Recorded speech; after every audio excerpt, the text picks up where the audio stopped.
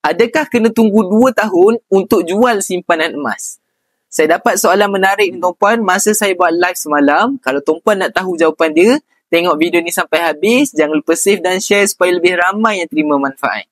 Kalau ikutkan pakar-pakar kewangan, mereka sarankan kita simpan emas sekurang-kurangnya 2 tahun ataupun lebih. Emas ni tuan-puan, dia ada selisih nilai ataupun spread value.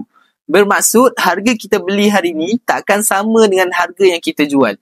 Jadi, bila kita simpan emas dalam tempoh jangka masa pendek, kenaikan harga emas tak mampu cover nilai spread dan kita akan rugi dalam simpanan emas. Persoalannya, memang kena tunggu 2 tahun ke baru boleh jual? Tak juga tuan-puan. Sekiranya berlaku kecemasan pada kita, sebagai contoh, na'udzubillah, masuk hospital, aksiden, kebakaran, banjir dan sebagainya, kita ada dana kecemasan dan dana tersebut dah habis digunakan, maka kita boleh jual simpanan emas yang kita ada. Mungkinlah kita baru simpan emas tersebut dan berlaku kecemasan.